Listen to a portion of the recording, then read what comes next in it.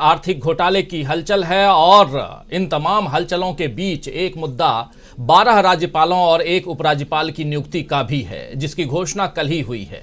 नए राज्यपालों में एक नाम जस्टिस अब्दुल नजीर का है, जो पिछले महीने ही सुप्रीम कोर्ट से रिटायर हुए हैं और अब उन्हें आंध्र प्रदेश का राज्यपाल बनाया गया है। कांग्रेस ने इस मामले में भी सरकार को घेरा है, भी इसलिए कह रहा हूं क्योंकि अडानी मामले और तमाम मामले में सरकार घिर ही रही है और साथ साथ एक नया मामला सामने आ गया। चर्चा इसकी नहीं, चर्चा कांग्रेस की करेंगे, चर्चा सरकार की करेंगे, चर्चा जो है राहुल गांधी चर्चा के केंद्र में होंगे। लेकिन ये तमाम बातें आपके सामने रखना जरूरी है दोस्तों, इसलिए रख रहा हूं क्योंकि वीकेंड की खुमारी के बाद आप भी अब तैनात हो गए होंगे मोर्चे पे, अपने अपने काम पे। और एक मोर्चा ये भी है, रोज शाम 7 बजे आपके साथ हम होते हैं और हमारे साथ आप होते हैं। तो दोस्तों, कांग्रेस ने इस मामले में भी सरकार को घेरा है, यानी कि सुप्रीम कोर्ट में जो नियुक्ति हुई है जस्टिस नजीर की, उस मामले में भी घेरा है और न्यायपालिका की निष्पक्षता और सरकार की नीयत पर सवाल उठाए हैं। दिलचस्प बात यह है कि राम मंदिर मामले में हिंदू पक्ष के हक में फैसला देने वाली 5 जजों की पीठ में से एक सदस्य जस्टिस रंजन गोगोई भारत के सीजेआई पद से रिटायर होने के 4 महीने बाद राज्यसभा के सांसद बना दिए जाते हैं। दूसरे सदस्य justice Ashok Bhushan national company law appellate tribunal के चेयरपर्सन यानी कि चेयरमैन बना दिए जाते हैं और अब तीसरे सदस्य जस्टिस अब्दुल नजीर को आंध्र प्रदेश का राज्यपाल बना दिया जाता है। तो सवाल उठ रहे हैं कि क्या इस तरह की नियुक्तियों में पक्षपात हो रहा है। हालांकि बीजेपी इसके बदले कांग्रेस के जमाने की नियुक्तियों की बात कर रही है। कानून मंत्री कह रहे हैं कि देश संविधान के हिसाब से अब चल रहा है, लेकिन जो सवाल उठ रहे हैं उनके जवाब नहीं मिल रहे हैं। जैसे राहुल गांधी ने संसद में अडानी और मोदी के रिश्तों पर सवाल उठाए, तो अब उनकी संसद सदस्यता पर ही तलवार लटका दी गई है। जी हां, बिल्कुल मैं सही कह रहा हूं। राहुल गांधी के भाषण पर तो पहले ही कैंची चल गई, अब राहुल गांधी के खिलाफ विशेषाधिकार हनन का नोटिस भी लोकसभा में दे दिया गया है, जिस पर कांग्रेस ने कड़ा ऐतराज जताया है। कांग्रेस के अध्यक्ष मल्लिकार्जुन खड़गे ने कहा है कि राहुल गांधी ने संसद में जो कुछ भी कहा वो पहले से ही सार्वजनिक है, यानी पब्लिक में है और इसमें कुछ भी असंसदीय नहीं है, इसीलिए वो इसी तरह नोटिस का जवाब देंगे। इधर राज्यसभा में अडानी मामले को लेकर विपक्षी सांसदों ने जोरदार हंगामा किया। खड़गे के भाषण के कुछ अंश रिकॉर्ड से निकाले जाने को लेकर भी विपक्षी सांसद भड़क गए और सभापति के आसन के पास पहुंच गए और इसके बाद राज्यसभा की कार्यवाही 13 मार्च, जी हां बिल्कुल, ये 13 मार्च नहीं, 13 फरवरी नहीं, 13 मार्च तक के लिए स्थगित कर दिया गया है। ले देकर तो बजट सत्र में संसद कुछ दिन चल पाई थी, लेकिन सरकार की जिद के आगे संसद फिर ठप पड़ गई है। देश को फाइटर प्लेन की तरह उड़ान भरने की बात आज मोदी जी ने एरो इंडिया शो में कही, मगर जमीनी हालात देखकर ऐसा लगता है कि सरकार देश को रफ्तार देने की कोशिश क्या कर रही है। जमीनी हालात क्या बताते हैं, ये आप जरा सोच लीजिए। केवल 2-3 उद्योगपतियों के व्यापार को रफ्तार मिली है, देश को रफ्तार नहीं मिली है अगर देखा जाए जमीन पर। बाकी देश तो तंगी से गुजर ही रहा है। इसी तंगी और गैर बराबरी का मसला कांग्रेस बार बार सरकार के सामने उठा रही है, लेकिन सरकार को उसमें भी आपत्ति है। अडानी पर सवाल की जगह राहुल को सवालों के घेरे में लाया जा रहा है। हालांकि कांग्रेस के पास सरकार के उठाए सारे सवालों के जवाब हैं। राहुल गांधी सवालों से नहीं भाग रहे हैं, लेकिन जिस मोदी सरकार पर देश को जवाब देने की जिम्मेदारी है, वो अपने पर उठाए सवालों को दूसरी दिशा में मोड़ रही है और नए नए मामलों पर बवाल खड़े हो रहे हैं। जैसे अभी राहुल गांधी को लेकर बीजेपी ने ऐसा माहौल बनाया है मानो संसद में एक गंभीर मुद्दे पर सवाल उठाकर राहुल गांधी ने कोई गैर कानूनी काम कर दिया है। आखिर संसद देश की दशा और दिशा तय करने का सबसे बड़ा मंच है, ये हम सब जानते हैं। अगर वहां आवाज को दबाया जाएगा तो फिर देश किस दिशा में बढ़ेगा, ये समझना मुश्किल नहीं है। और इधर अडानी मामले पर आज सुप्रीम कोर्ट में भी सुनवाई हुई, जिसमें सरकार ने अदालत से कहा कि अगर इस मामले में कोर्ट जांच कमेटी गठित करना चाहता है तो हमें सरकार यानी कि सरकार को कोई आपत्ति नहीं है। अडानी ग्रुप की कंपनियों पर हिंडनबर्ग रिपोर्ट के मामले में सुप्रीम कोर्ट के कहने पर सरकार भी जांच के लिए विशेषज्ञ कमेटी के गठन को राजी हो गई है।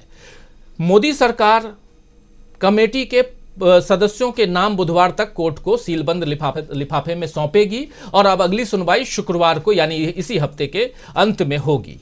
अब देखने वाली बात यह होगी कि कमेटी में किन लोगों को शामिल किया जाएगा, यानी सरकार किन लोगों को शामिल करती है, क्योंकि बंद लिफाफा सरकार की तरफ से जाएगा जो कमेटी गठित होगी। और यह विशेषज्ञ कमेटी किस दिशा में जांच को आगे बढ़ाएगी और शुक्रवार की सुनवाई में अदालत क्या फैसला सुनाती है, यह भी देखना होगा। वैसे आपको बता दूं कि एडवोकेट विशाल तिवारी और एडवोकेट एमएल शर्मा ने याचिका दायर की है, जिसमें उन्होंने हिंडनबर्ग रिपोर्ट की जांच कराए जाने की मांग की है। कांग्रेस ने तो दोस्तों अदानी ग्रुप की कंपनियों में हेरफेर की जांच की मांग उठाई थी, लेकिन यहां तो बात उस कंपनी पर आ गई है जिसने गड़बड़ी के आरोप लगाए हैं। खैर, यह मामला कब तक और कहां तक खींचता है और इसमें कौन दोषी करार दिया जाता है, यह देखना होगा। फिलहाल तो जो कुछ चल रहा है उसमें एक बड़ी खबर ये कि जैसे ये इस कार्यक्रम को हम जहां कर रहे मतलब तैयारी कर रहे थे करने की, तभी उधर राहुल गांधी प्रेस कॉन्फ्रेंस कर रहे थे। जो ये तस्वीर आप देख रहे हैं हमारे स्क्रीन पर, राहुल गांधी वायनाड में है, केरल में है, अपने संसदीय क्षेत्र में पहुंचे हैं और वहां प्रेस को संबोधित कर रहे हैं। राहुल गांधी ने प्रेस को संबोधित करते हुए 2-3 बातें ही नहीं, जोरदार हमला किया है मोदी जी और अडानी जी पर। जी हां, दोनों जी पे राहुल गांधी ने जोरदार हमला किया है और राहुल गांधी ने शायद ये सोच लिया है, कांग्रेस पार्टी ने अपना मन बना लिया है कि जिन बातों को आप सदन के अंदर कहने के बाद भी हटा दोगे, जिन बातों को असंसदीय करार दोगे, उन बातों को पब्लिक के बाहर यानी कि संसद के बाहर पब्लिक के बीच हम लेकर जाएंगे। और वही काम यहां राहुल गांधी कर रहे हैं। राहुल गांधी वहां 2 बातें महत्वपूर्ण बात रख रहे थे। एक, वो कह रहे थे कि मेरे से कहा गया, मुझ पर हमला किया गया और प्रधानमंत्री ने हमला करते हुए बोला कि गांधी सरनेम क्यों, नेहरू सरनेम क्यों नहीं। और दूसरी बात कि जब मैं सवाल कर रहा था तो आपने देखा होगा कि प्रधानमंत्री जी जब पानी का गिलास उठा रहे थे तो हाथ कांप रहे थे उनके, यानी सवालों से वो कांप रहे थे। आइए दोनों बातें जो हैं, चूंकि दक्षिण भारत में वहाँ मलयाली चलता है, केरल में मलयाली भाषा चलती है और वहाँ इंग्लिश में वो बोल रहे थे, मलयाली में ट्रांसलेशन हो रहा था। एक एक करके दोनों बातों को सुनते हैं। पहले सुनते हैं कि राहुल गांधी कैसे कह रहे हैं कि प्रधानमंत्री नरेंद्र मोदी जब सदन में भाषण दे रहे थे तो मेरे सवालों का जवाब देते हुए नहीं बन रहा था उनसे और उनके हाथ कांप रहे थे। इसका प्रमाण है कि वो जब पानी का गिलास उठा रहे थे तो उनके हाथ कांपते हुए हम सब देख रहे थे। सुनिए जरा क्या कुछ कह रहे हैं राहुल गांधी, क्यों हमला कर रहे हैं और क्यों हम कह रहे हैं, क्यों इन बातों को यहां ला रहे हैं। बहुत कुछ है जो पहले रख चुका हूं, इन तमाम बातों पर चर्चा करेंगे। हमारे साथ कुछ वरिष्ठ साथी जुड़े हुए हैं, उन सबसे भी आपका परिचय करवाऊंगा, लेकिन पहले सुनते हैं अंग्रेजी में राहुल गांधी कह रहे हैं। आप सब अच्छी तरह से इंग्लिश जानते हैं, यहां ट्रांसलेशन की जरूरत नहीं पड़ेगी, अगर पड़ेगी तो जरूर बाद में ट्रांसलेशन हम कर देंगे। लेकिन सुनिए जरा क्या कुछ कह रहे हैं राहुल गांधी अदानी अंबानी के मसले पे, अदानी के मसले पे कह लें, प्रधानमंत्री की तरफ इशारा करते हुए, सीधा हमला करते हुए। And all you had to do was look at my face when I was speaking and look at his face while he was speaking. Look at how many times he drank water.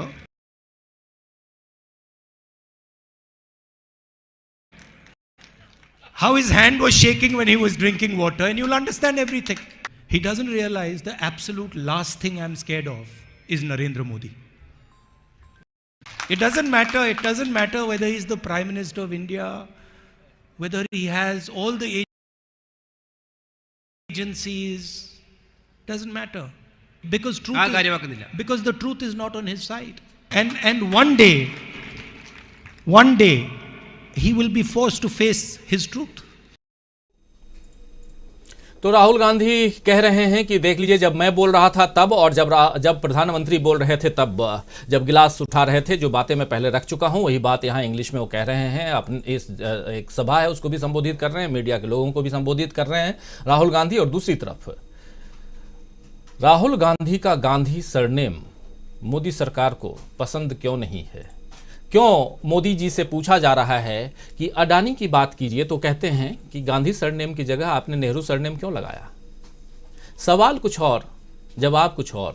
हमारे साथी professor अखिल स्वामी जी बहुत पहले इस विषय में बता चुके हैं, उनका एक वीडियो काफ़ी वायरल भी हो चुका है, वो भी इस कार्यक्रम में आज हैं। उनसे भी आपका परिचय करवाऊंगा और उन्हीं की बात मैं यहाँ कह रहा हूँ कि सवाल कुछ और, जवाब कुछ और। मैथ्स के सवाल में अगर इतिहास का जवाब आप लिखेंगे तो क्या होगा, बाहर लोग ऐसे ही कहेंगे, हंसेंगे, यानी जग हंसाई होगी।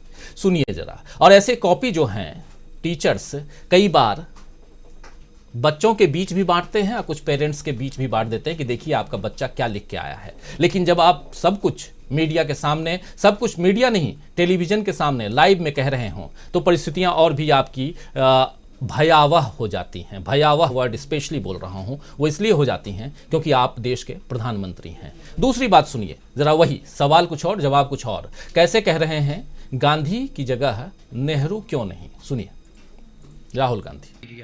And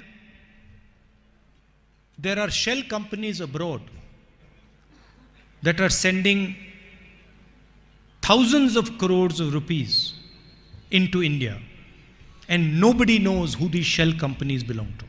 The question is, who does this money belong to that is in these shell companies that is coming into India? I asked the Prime Minister some questions. I asked him about his relationship with Mr. Adani. I asked him about how Mr. Adani has grown so fast. The Prime Minister did not answer a single question. His response to my questions was, why are you not called Nehru? Why are you called Gandhi? Because generally, I don't know, maybe Mr. Modi doesn't understand this, but generally in India, our surname is the surname of our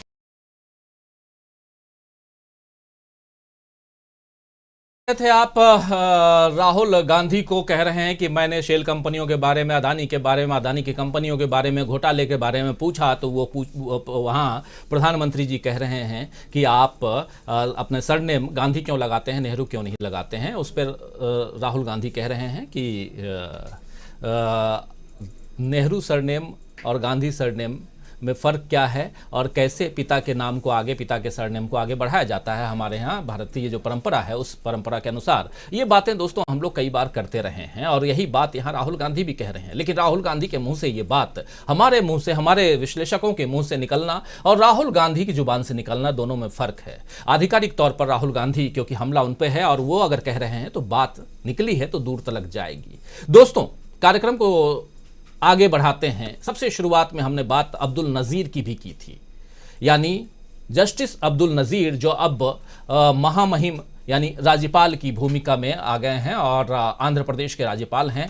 और क्या कारण है कि 5 जजों की पीठ जो हिंदू पक्ष में फैसला सुनाती है उसमें से 3 जज अभी तक पुरस्कार पा चुके हैं और उनमें से अब बिल्कुल ताज़ा तरीन उदाहरण जो है वो जस्टिस अब्दुल नज़ीर का है।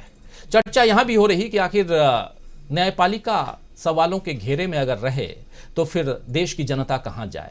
मीडिया तो है ही सवालों के घेरे में, न्यायपालिका भी सवालों के घेरे में आ जाए। यही 2 पक्ष था जो कहीं न कहीं बैलेंस करने की कोशिश करता था, विधायिका को और कार्यपालिका को। लेकिन विधायिका और कार्यपालिका बैलेंस करने की कोशिश कह रहा हूँ, लेकिन विधायिका और कार्यपालिका की तरह ही अगर न्यायपालिका और मीडिया हो जाए तो फिर क्या होगा इस देश का, जरा सोचिएगा। आइए चर्चा को आगे बढ़ाते हैं और समझने की कोशिश करते हैं। इस पूरे चर्चा के दौरान हमने देखा भी और समझने की कोशिश करते हैं कि क्या अदानी मामले पर राहुल गांधी ने खासकर जो बवाल मचा है उस बवाल से मोदी सरकार उस बवाल में घिर गई है। कई सारे अदानी पर बवाल है लेकिन सवाल जो है राहुल गांधी से पूछे जा रहे हैं और राहुल गांधी को जो नोटिस थमाया गया है, विशेषाधिकार हनन का नोटिस, वो कितना जायज़ है ये भी समझने की कोशिश करेंगे। और आखिर जवाब देने से क्यों कतराती है मोदी सरकार, ये सवाल इसलिए क्योंकि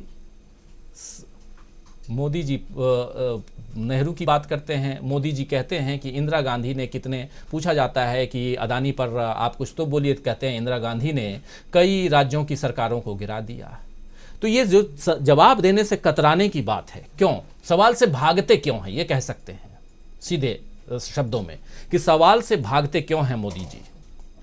और आप हमारे स्क्रीन पे देख ही रहे हैं कि मोदी अदानी के खिलाफ राहुल का जोरदार हमला, ये आप देख चुके, 2 नमूना आपके सामने रख चुका हूं। चर्चा आगे